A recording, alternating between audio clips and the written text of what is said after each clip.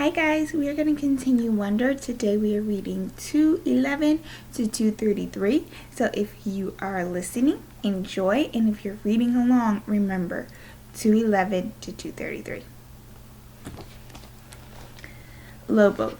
Ever since I was little, the doctors told my parents that someday I'd need hearing aids. I don't know why this always freaked me out a bit. Maybe because anything to do with my ears bothers me a lot. My hearing was getting worse, but I hadn't told anyone about it. The ocean sound was always in my head and had been getting louder. It was drowning out people's voices, like I was underwater. I couldn't hear teachers if I sat in the back of the class, but I knew if I told Mom and Dad about it, I'd end up with hearing aids. And I was hoping I could make it through the 5th grade without this happening. But then my annual checkup in October, and I flunked the audiology test. And the doctor was like, "Dude, it's time." And he sent me to a special ear doctor who took impressions of my ears. Out of all my features, my ears are the ones I hate the most. They look like teeny closed fists and the side of my face.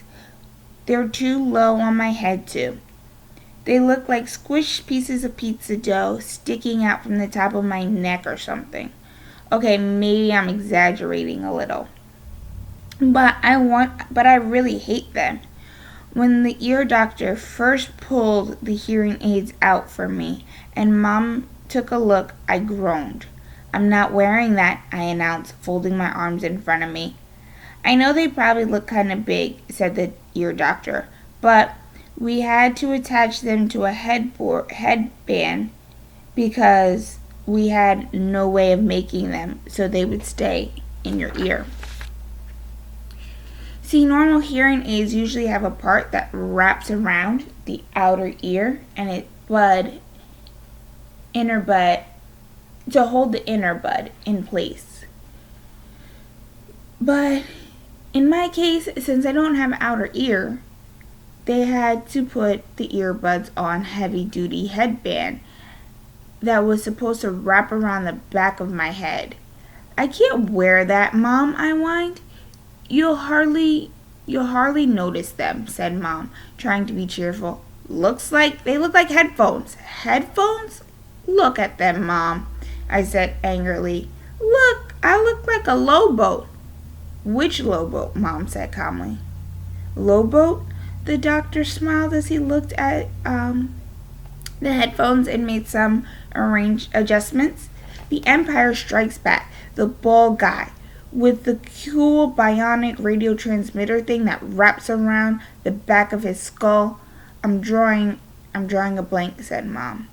You know Star Wars stuff?" I asked the ear doctor. "No Star Wars stuff," he answered, slipping the thing over my head. "I practically invented Star Wars stuff." He leaned back in his chair to see how the headband fit, then took it off again. "Now, Augie, I want to explain all this to you," he said, pointing at the different parts of the hearing aids. This curved piece of plastic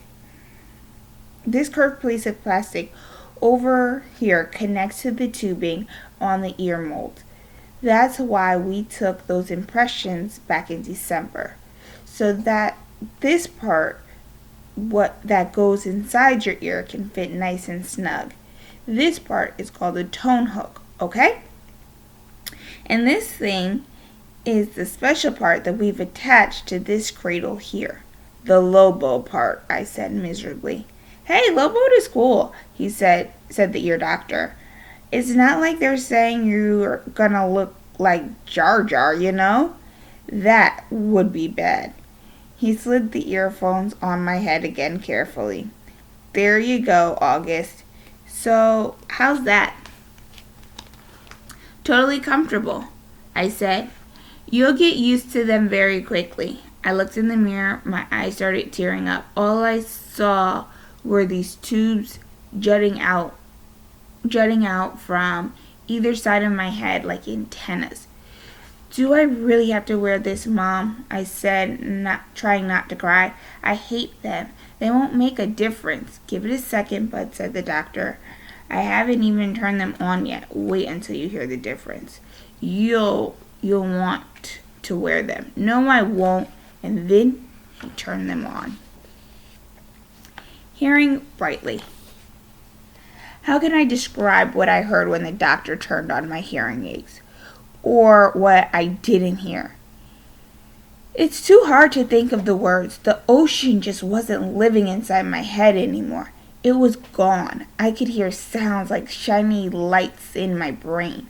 It was like when you're in a room where one of those light bulbs on the ceiling isn't working, but you don't realize how dark it is until someone changes the light bulb, and then you're like, whoa, it's bright in here.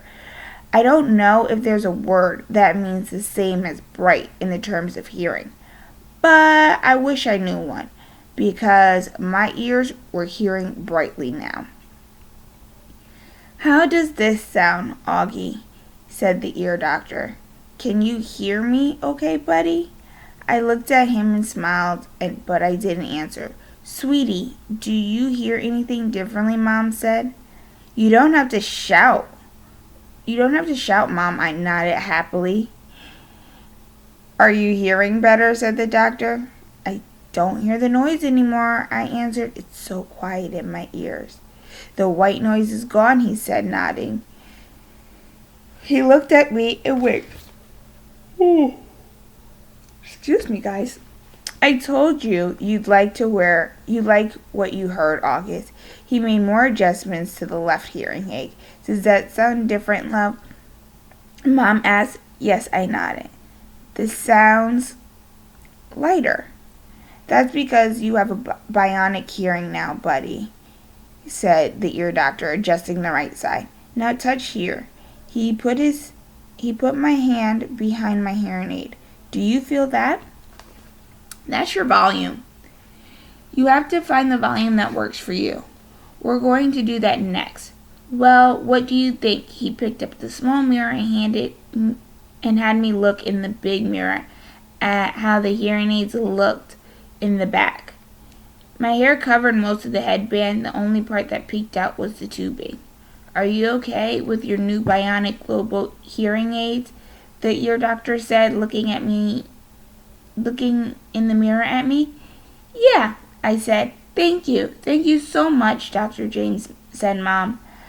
The first day I showed up to school with hearing aids, the kids thought the kids would make a big deal about it, but no one did. Summer was glad I can hear better, and Jack said it made me look like an FBI agent or something. But that was it. Mr. Brown asked me about it in English, but it wasn't like, what the heck is on your head? It was more like, if you ever need me to repeat anything, Augie, make sure you tell me, okay? Now that I look back, I don't know why I was so stressed about this all the time. Funny how some things you worry a lot about, sometimes you worry a lot about something, and it turns out to be nothing. Via's secret. A couple of days after spring break ended, Mom found out that Via hadn't told her about a school play that was happening at her high school the next week. And Mom was mad. Mom doesn't really get mad that much, though Dad would disagree with that. But she was totally mad at Via for that. She and Via had gotten into a huge fight. I could hear them yelling at each other in Via's room. My bionic Lobo ears could hear Mom saying, "But what is with you lately, Via? You're moody and taciturn and secretive. What is wrong with my not telling you about a stupid play?" Via practically screamed. "I don't even have a speaking part in it. Your boyfriend does. You don't want us to see him in it?" "No, actually, I don't." "Stop screaming. You're screaming at me first. Just leave me alone, okay? You've been really good about leaving me alone my whole life, so why Why you choose high school to suddenly be interested? I have no idea.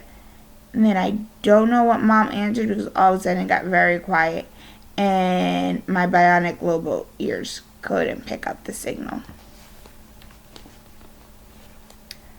My cave. By dinner, they seemed to have made up. Dad was working late. Daisy was sleeping. She'd thrown up a lot earlier in the day. And Mom made an appointment to take her to the vet the next morning.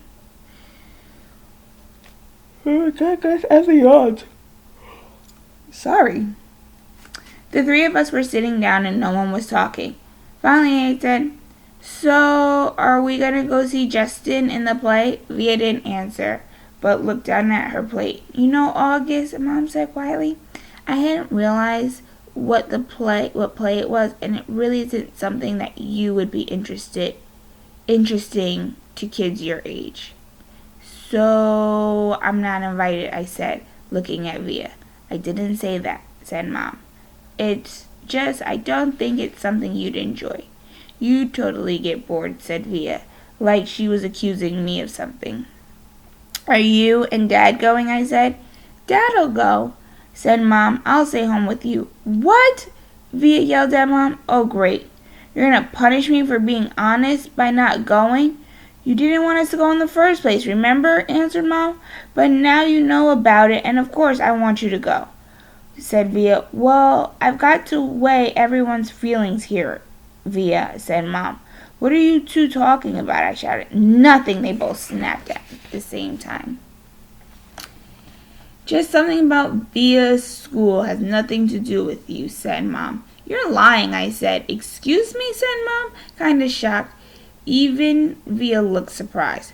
"I said you're lying," I shouted. "You're lying," I screamed. Via screamed at Via, getting up. "You're both liars. You're both lying to my face like I'm an idiot." "Sit down, Augie," said Mom, grabbing my arm. I pulled my arm away and pointed at Via. "You think I don't know what's going on?" I yelled. "You just don't want your brand new fancy high school friends to know about your brother's a freak." "Augie!" Mom yelled. "That's not true. Stop lying to me, Mom," I shrieked. "Stop treating me like I'm a baby. I'm not retarded. I know what's going on." I ran down the hallway to my room, slammed the door behind me so hard that I actually heard a little piece of the wall crumble inside the door frame. Then I plopped onto my bed and pulled the covers over me. I threw my pillows over my disgusting face and then piled stuffed animals on top of the pillows like I was inside a cave. If I could walk around with the pillows over my face all the time, I would.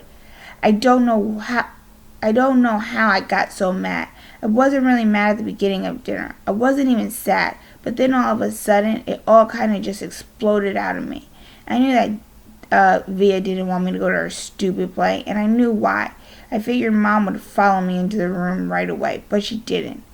I wanted her to find me inside the cave of stuffed animals, so I waited a little more.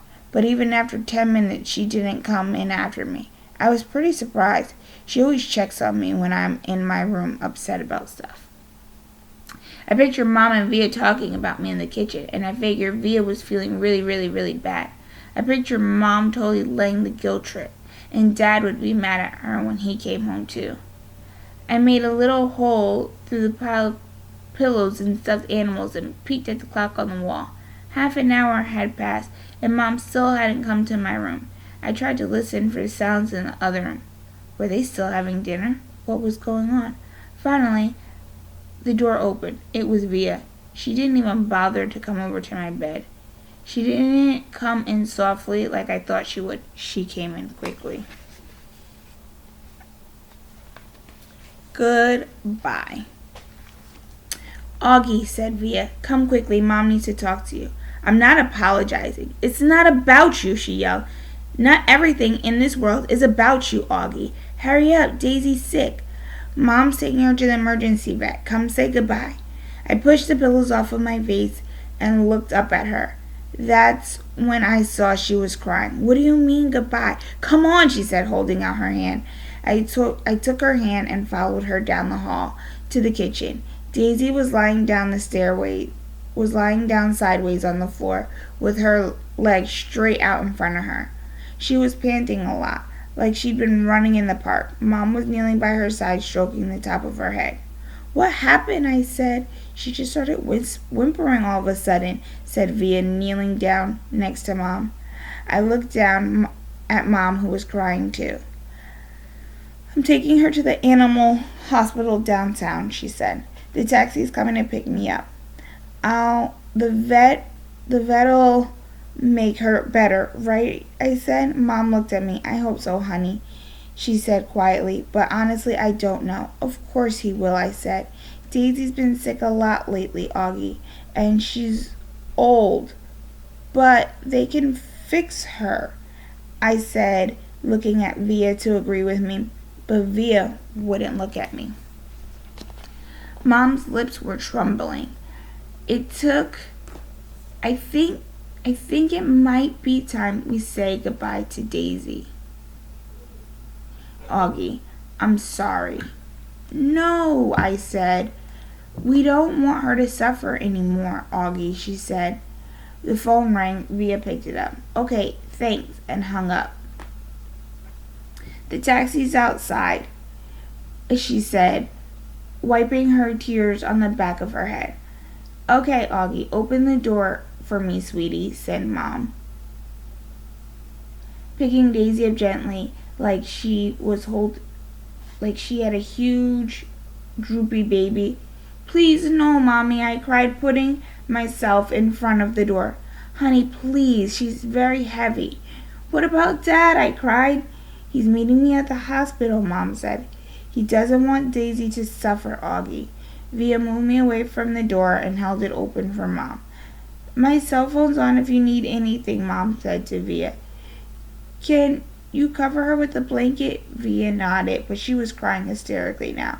"Say goodbye to Daisy, kids," Mom said, tears streaming down her face.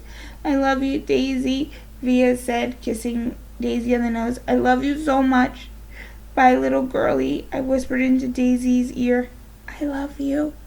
Mom carried Daisy down the stoop. The taxi driver had opened the back door, and we watched her get up just before she closed the door. Mom looked at us standing by the entrance to the building, and she gave us a little wave. I don't think I've ever seen her look sadder.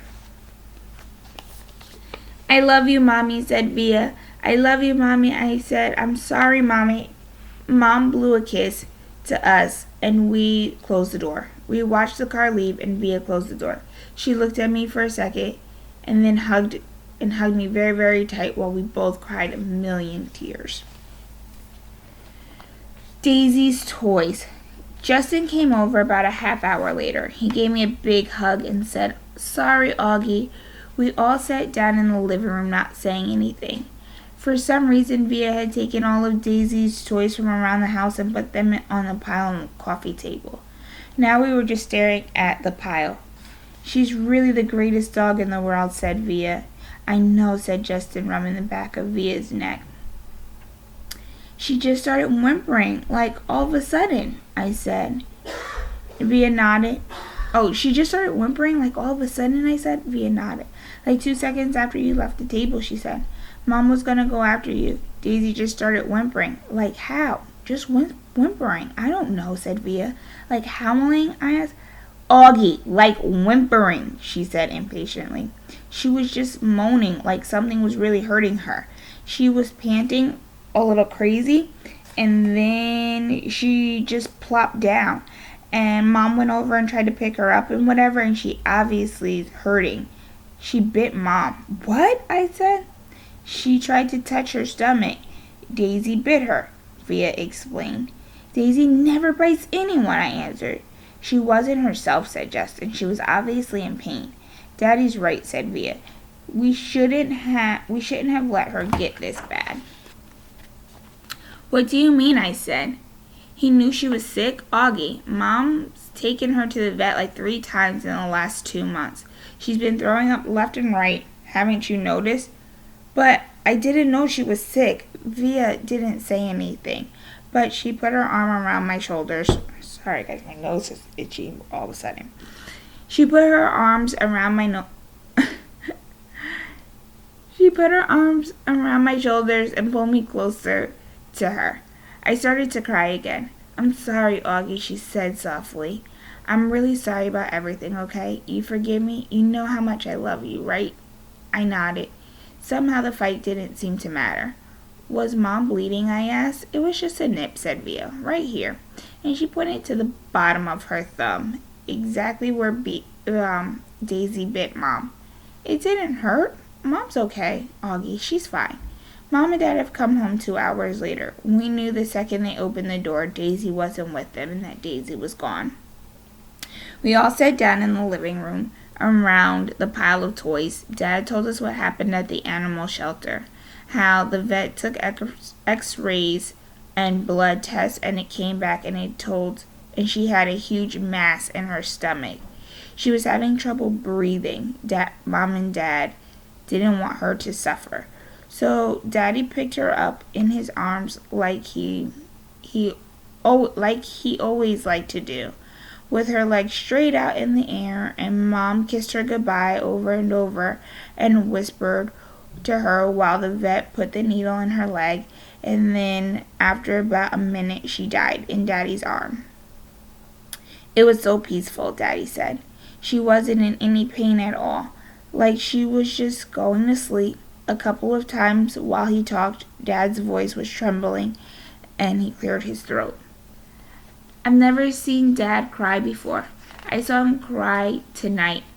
I had gone into Mom and Dad's bedroom looking for Mom to put me to bed, and I saw Dad sitting on the edge of the bed, taking his socks off. His back was to the door. He didn't know I was there. At first I thought he was laughing because his shoulders were shaking. But then he put his palms on his eyes and I realized he was crying. It was the quietest cry I've ever heard, like a whisper. I was going to go over, but then I thought maybe he was whisper crying because he didn't want me or anyone else to hear him. So I walked out and went to Via's room, and I saw Mom laying next to Via on the bed. Mom was whispering to Via, who was crying. So I went to my bed and put my pajamas on without anyone telling me to. I put my nightlight on and turned my light off. I crawled into my little mountain of stuffed animals and I had left on my bed earlier. I felt like it all happened a million years ago. I took my hearing aids off and put them on the night table, pulled the covers over my ears, and imagined Daisy snuggling with me, her big wet tongue licking my face all over, like it was her favorite face in the world. And that's how I fell asleep. Heaven. I woke up later on and it was still dark. I got out of my bed and walked into Mom and Dad's room. Mommy, I whispered. It's completely dark, so she couldn't open her eyes. Mommy, are you okay, honey? She said groggily. Can I sleep with you? Mom scooted over towards Dad's side of the bed, and I snuggled up with her. She kissed my hair. Is your hand okay? I said. Via told me Daisy bit you. It was only a nip, she whispered. Mommy, I started crying. I'm sorry about what I said. Shh, there's nothing to be sorry about, she said. You so quietly I could barely hear her. She was rubbing the side of her face against my face. Is Via ashamed of me? I said. No, honey, no. She's not. She's just adjusting to the new school and it's not easy. I know you know. I'm sorry I called you a liar. Go to sleep, sweet boy. I love you so much. I love you too, Mommy. Good night, honey, she said softly. Mommy, is Daisy with Grams now? I think so. Are they in heaven? Yes. Do people look the same when they get to heaven? I don't know. I don't think so. Then how do you recognize each other? I don't know, sweetie. She sounded tired.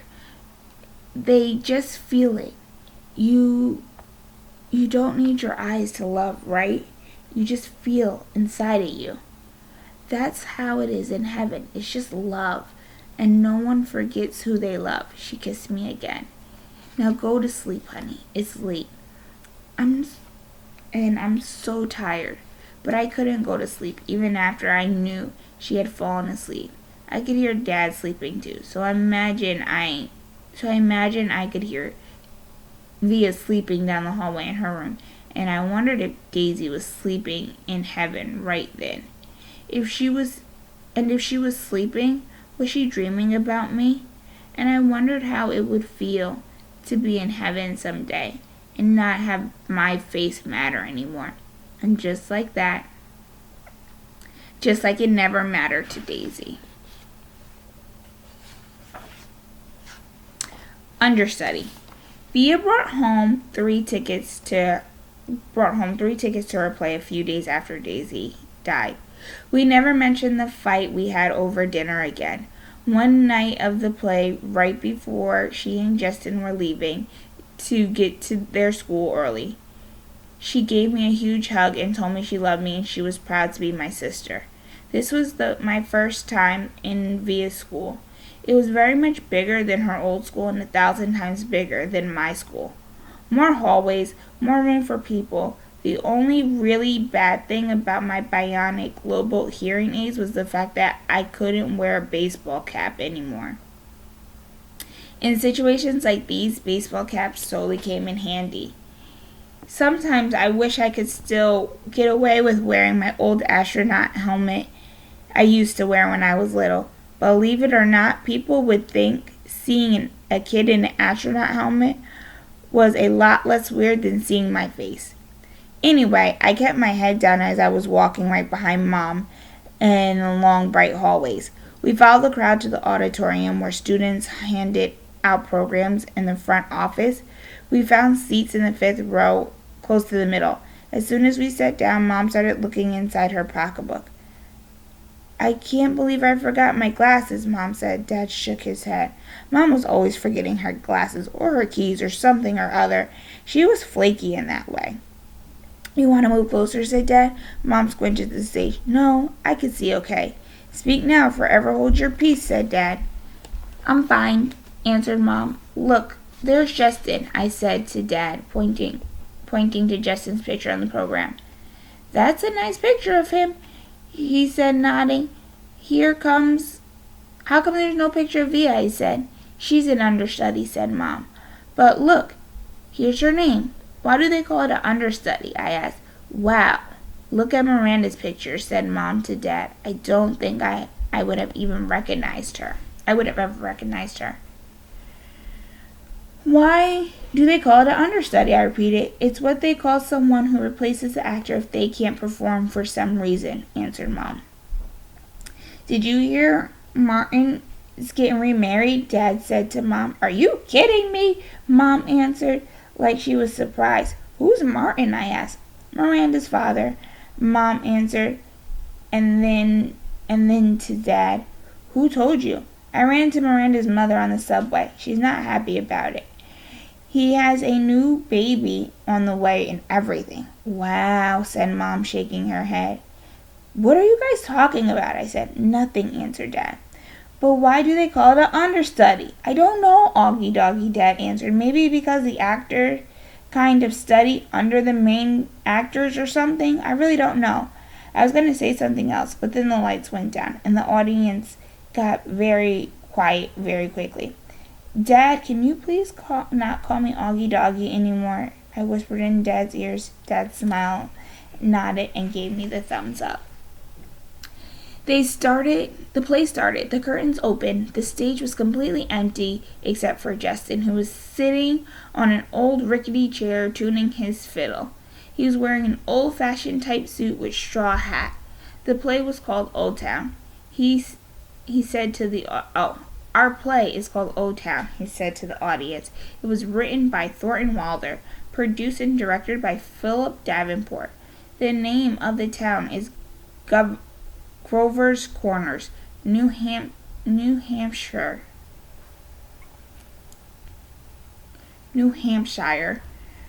just across Massachusetts line. Latitude 42 degrees 40 minutes, longitude 70 degrees 37 minutes.